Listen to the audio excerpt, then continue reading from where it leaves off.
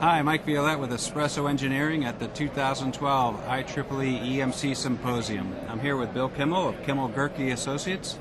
Bill, we know how important grounding is for our way of life. Would you agree? Boy, would I agree.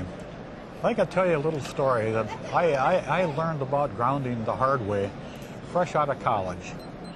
That's more years ago than I care to count, probably in the early 60s. That's 50 years ago. Can you believe that? Who's counting? Yeah. And I joined the company. At the time, the company was named Univac. It later became Sperry and ultimately Lockheed Martin. But I joined the group that designed the world's first microelectronic computer. That was really quite a treat to me, and right fresh out of college. And they put me to work on a design project. And I, fresh out of college, I had a few things to learn, hard to believe. And I was having trouble with the circuit, so I went hat in hand to my boss. And he was a good boss, but he wasn't much of a technical heavy hitter. And so he sent me over to Joe.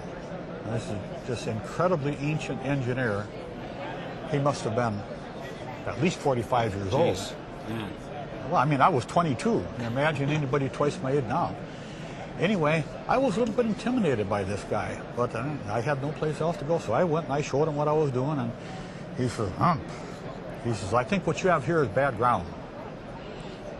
And so he told me what to do, and I did it, and it worked. Hey, this guy wasn't so bad after all. So next time I had a problem, I went back to Joe. And Joe told Joe what I was doing, and he says, I think what you have here is bad ground. And I was to learn that's the way he answered every question.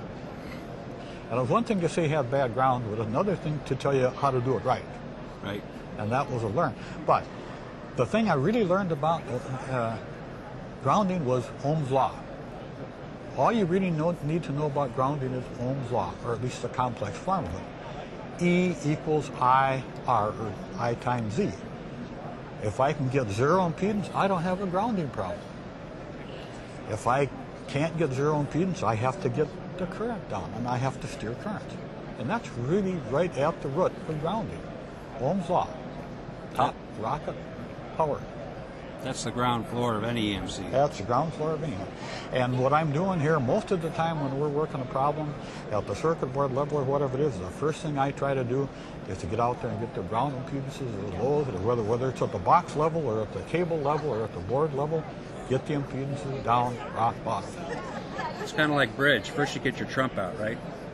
In EMC, you get your ground sorted out. Yeah. And even there, if you're working on shielding or something, you have to get the ground under control before the shielding even makes it. If you don't have good grounding, the shielding's not going to work. It's all about low impedance, as we always used low to say. Impedance. Right. And if you go away from the low impedance, single point ground is really the big issue for the audio people. Doesn't work for radio frequencies. Get the ground impedance as low as you can. So start at the ground. Thanks, Bill. Mike Violette, EspressoEngineering.tv at the IEEE EMC Symposium. Thanks. Good talking to you, Mike. Did you keep up with Joe over the years? What's that? Did you keep up with Joe over the years? Haven't seen him since I left the company 45 years ago. Yeah. But he was with Collins Radio, and of course, Yeah. the radio Right. people know all about grounding. I should have mentioned that, but I don't think I did. Anyway, there we are.